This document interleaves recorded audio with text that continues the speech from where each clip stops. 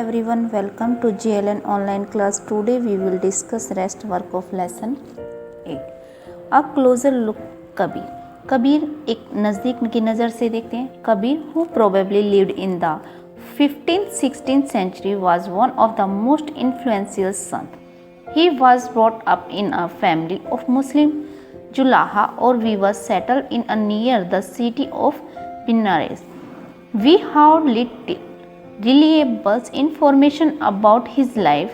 We get to know of his ideas from a vast collection of verses called Sakhi, and poets said to be have been composed by him and sung by wandering bhajan singer. Some of these were later collected and preserved in the Guru Granth Sahib, Panchwani and Bizar. Kabir जो कि 15वीं-16वीं सदी में हुए थे, वे एक अत्यधिक प्रभावशाली संत थे. उनका जो पालन पोषण हुआ वो बनारस में उसके आसपास एक मुसलमान जुलाहा यानी कि जो बुनकर परिवार होता है उनमें हुआ था. उनके जीवन के बारे में हमारे पास कोई बहुत ही कम विश्वसनीय जानकारी है और हमें उनके विचारों की जानकारी उनकी साखियों पदों से मिलती है, जिनके बारे में ये कहा जाता है कि इनकी रचना तो कबीर ने ही की थी, परंतु ये घुमंतु भजन गायकों द्वारा गाए जाते थे. इनमें से कुछ भजन जो हैं वो गुरु ग्रंथ साहिब, पंचवाणी और बीजक में सुरक्षित हैं. नेक्स्ट आता है Kabir teaching were based on a complete Indeed vehement rejection of the major religious tradition. His teaching openly ridiculed all form of external worship of both Brahmacharya cults, Hinduism and Islam, the preeminence of the priestly classes and the caste system. The language of his poetry was a form of spoken Hindi widely understood by ordinary people. He also sometimes used cryptic language which is difficult to follow. Kabir के जो उपदेश है ना, उनकी प्रमुख जो धार्मिक परंपराएं कि पूर्ण प्रचंड अस्वीकृति पर आधारित थे. उनके जो उपदेश थे वो ब्राह्मणवादी, हिंदू धर्म, इस्लाम दोनों के जो बाह्य आडंबर यानी कि बाहरी जो दिखावा होता है ना, इस तरह के आडंबरपूर्ण पूजा के प्रति उनको रूपों का मजाक उड़ाया गया है.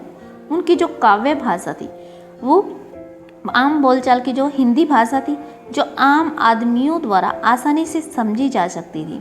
उन्होंने कभी भी रहस्यमयी भाषा का प्रयोग नहीं किया जिसे समझना कठिन हो. Kabir believed in formless supreme God and preached that the only path of salvation was through भक्ति और devotion. Kabir Drew his followers from among both Hindu and Muslims. Kabir जो है वो निरंकार परमेश्वर में विश्वास रखते थे. उन्होंने ये उपदेश दिया कि भक्ति के माध्यम से मोक्ष यानी कि मुक्ति हम प्राप्त कर सकते हैं. हिंदू और मुसलमान दोनों ही धर्म के लोग उनके अनुयायी थे. नेक्स्ट पॉइंट आता है अ क्लोजर लुक बाबा गुरु नानक, यानी कि बाबा गुरु नानक जो हैं उनके बारे में हम पढ़ेंगे. We know more about Baba Guru Nanak than about Kabir. Born at Talwandi Nankana Sahib in Pakistan, he travelled widely before establishing a center at Kartarpur, Dera Baba Nanak on the river Ravi. A regular worship that consisted of the singing of his own hymns was established there for his followers, irrespective of their former creed, caste or gender. His followers ate together in the common kitchen langar. This space thus created by Baba Guru Nanak was known as dharamshala. It is known as gurdwara. भाई कबीर की अपेक्षा जो गुरु नानक देव थे ना, उन जो कि 1469 से 1539 के बारे में हम बहुत ज़्यादा जानते हैं, इतना हम कबीर के बारे में नहीं जानते. अब जो बाबा गुरु नानक देव थे उनका जन्म तलवंडी जो पाकिस्तान में ननकाना साहिब है उसमें जन्म लेने वाले बाबा गुरु नानक देव ने करतारपुर रावी नदी के तट पर जो डेरा है वहाँ पर एक केंद्र स्थापित करने से पहले कई यात्राएं की थी. उन्होंने अपने अनुयायियों के लिए करतारपुर में एक नियमित उपासना पद्धति अपनाई जिसके अंतर्गत उन्हें शब्दों यानी कि जो भजन है वो गाए जाते थे. उनके जो अनुयायी थे वो अपने अपने पहले धर्म या जाति अथवा लिंग भेद को नज़रअंदाज करके एक सांझी रसोई में इकट्ठे खाते पीते थे। और जो ये रसोई होती थी ना, जिसमें सभी लोग इकट्ठे काम करते थे, खाना खाते थे, उसे बोलते थे लंगर। और बाबा गुरु नानक देव ने उपासना और धार्मिक कार्यों के लिए जो जगह नियुक्त की थी उसे धर्मशाला कहा जाता था, इसमें गुरुद्वारा कहा जाता था। नेक्स्ट पॉइंट आता है, before his death in 1539 Baba Guru Nanak appointed one of his follower as successor. His name was Lehna, but he came to be known as Guru Angad, signifying that he was a part of Baba Guru Nanak himself. Guru Angad completed the compositions of Baba Guru Nanak, to which he added his own in a new scripts known as Gurumukhi. भाई जो 1539 में जो गुरु नानक देव थे, उनने अपनी मृत्यु के से पहले ही एक अनुयायी को अपना उत्तराधिकारी बना दिया था। अब क्या करते थे, इसका नाम था लहना, लेकिन ये गुरु अंगद के रूप में जाने जाते थे। गुरु अंगद नाम का जो महत्व है वो था कि गुरु अंगद बाबा गुरु नानक देव का ही अंग से माना जाता था। गुरु अंगद ने बाबा गुरुदेव नामक की रचनाओं का संग्रह किया और उन संग्रहों में अपनी कृतियां जोड़ दी और संग्रह एक नई लिपि गुरुमुखी में लिखा गया। The three successors of Guru Angad also wrote under the name of Nanak, and all of their compositions were completed by Guru Arjan in 1604. To this completion were added the writing of other figures like Sikh Fred, Sant Kabir, Bhagat Namdev and Guru Tegh Bahadur. In 1706, this compilation was authenticated by his son and successor Guru Gobind Singh. It is now known as Guru Granth Sahib, the holy scripture of the Sikh. क्या हुआ कि भाई जो संग्रह की एक नई लिपि थी ना गुरुमुखी, जिसमें लिखा गया था, उसके बाद क्या है, गुरु अंगद के 3 उत्तराधिकारियों ने अपनी अपनी रचनाएं नानक के नाम से लिखी। इन सभी का संग्रह जो है वो गुरु अर्जुन देव ने 1604 में किया। इस संग्रह में शेख फरीद, संत कबीर, भक्त नामदेव और गुरु तेग बहादुर जैसे सूफियों, संतों और गुरुओं की वाणी को जोड़ा गया और 1706 में एक बड़ा ही संग्रह तैयार किया गया। गुरु तेग बहादुर के पुत्र व उत्तराधिकारी गुरु गोविंद सिंह ने प्रमाणित किया। आज इस संग्रह को सिखों के पवित्र ग्रंथ गुरु ग्रंथ साहिब के नाम से जाना जाता है। The number of Baba Guru Nanak's followers increased through the 16th century under his successor. They belonged to a number of castes, but traders, agriculturists, artisans, and craftsmen predominated. This may have something to do with Baba Guru Nanak instance that his followers must be householders and should adopt protectives and useful occupations. They were also expected to contribute to the general fund of the community of followers.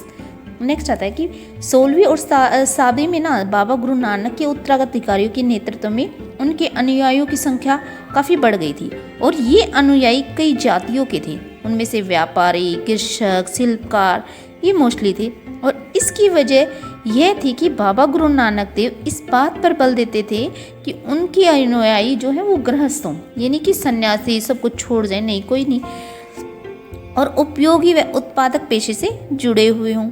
अनुयायियों से ये आशा भी की जाती थी कि वे एक नए समुदाय के सामान्य कोष में योगदान दें। नेक्स्ट आता है कि by the beginning of the 17th century the town of Ramdaspur Amritsar had developed around the central Gurdwara called Harmandir Sahib. It was virtually self-governing, and modern historians refer to early 17th century Sikh community as a state within the state. Thus, Mughal Emperor Jahangir looked upon them as a potential threat, and he ordered the executions of Guru Arjan in 1606. The Sikh movement began to get politicized in 17th century, a development which culminated in the institution of Khalsa by Guru Gobind Singh in 1699. The community of Sikhs called Khalsa Panth became a political entity. अब क्या हुआ कि भाई 17वीं शताब्दी के जो प्रारंभ में गुरु द्वारा हरमंदिर साहिब जो कि स्वर्ण मंदिर के आसपास रामदासपुर शहर जो कि अमृतसर में वो विकसित होने लगा। प्रशासन में ये काफ़ी अच्छा था। आधुनिक जो इतिहासकार हैं इस युग के सिख समुदाय को राज्य के अंतर्गत राज्य मानते थे। मुगल सम्राट जहांगीर इस समुदाय को एक खतरा मानते थे।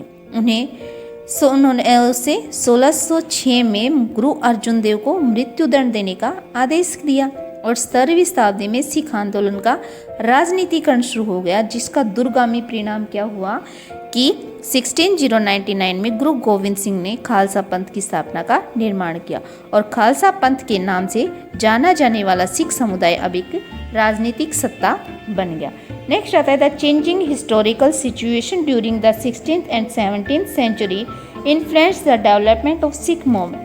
The idea of Baba Guru Nanak had a huge impact on this development from very beginning. He emphasized the importance of worship of one God.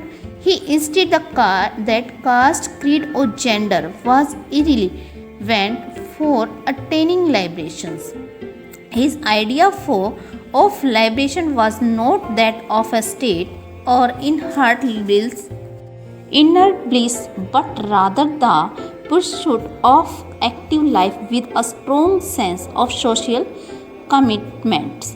अब क्या होता है कि भाई 16वीं और 17वीं शताब्दी में ना बदलती हुई ऐतिहासिक जो परिस्थितियाँ थी उनमें सिख आंदोलन के विकास को प्रभावित किया। शुरू से ही बाबा गुरु नानक देव के विचारों का सिख आंदोलन पर गहरा प्रभाव था और उन्होंने एक ईश्वर की उपासना के महत्व पर जोर दिया। उन्होंने आग्रह किया कि जाति, धर्म, लिंग, भेद, मुक्ति प्राप्ति में कोई मायने नहीं रखता कि ऑल आर इक्वल, भाई सभी एक समान हैं। उनके लिए मुक्ति किसी निष्क्रिय आनंद की स्थिति नहीं थी, बल्कि सक्रिय जीवन व्यतीत करने के साथ साथ सामाजिक प्रतिबद्धता की निरंतर कोशिश में निहित होती थी। और अपने उपदेश जो थे ही himself used the term नाम, दान and isnan for the essence of his teaching, which actually meant right worship, welfare of other and purity of conduct. His teaching are now remembered as नाम जपना, कीर्तन करना and one which also underlined the importance of right belief and worship, honest living and helping others. Thus Baba Guru Nanak idea of equality had social and political implications. This might partly explain the difference between the history of followers of Baba Guru Nanak and history of followers of the other religious figure of medieval century like Kabir, Ravidas and Dadu, whose ideas were very similar to those of Baba Guru Nanak. अब क्या करते थे कि उन्होंने अपने उपदेश के जो सार थे ना उनको व्यक्त करने के लिए सिर्फ और सिर्फ 3 शब्दों का प्रयोग किया था नाम जपना और नाम, दान और स्नान। स्नान होता है स्नान करना, नाम का अर्थ होता है कि सही ढंग से भगवान की उपासना करना और दान होता है कि दूसरे का भला करना। स्नान से है कि आपके आचार विचार, आपके जो विचार हैं उनमें पवित्रता का होना। आज उनके उपदेशों को नाम जपना, कीर्त करना और वंड छकना के रूप में याद किया जाता है।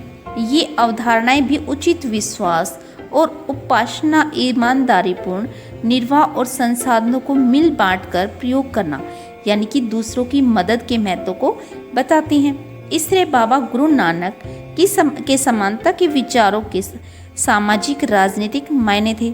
शायद इसी वजह से बाबा गुरु नानक और उनके अनुयायियों के इतिहास और कबीर, रविदास, दादू जैसे संत और उनके अनुयायी जो थे जिनके विचार बाबा गुरु नानक के विचारों से मिलते थे के इतिहास में फ़र्क को समझने में मदद करते हैं।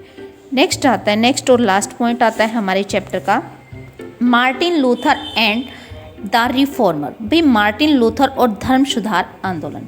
The 16th century was a time of religious ferment in Europe as well. One of the most important leader of the changes that took place within Christianity was Martin Luther. Luther felt that several practices in the Roman Catholic Church went against the teaching of the Bible. भी 16वीं सदी का जो समय था ना, उसमें Europe में एक धार्मिक अंत मोक्ष यानी कि उथल पुथल का टाइम पीरियड उसे कहा जाता है।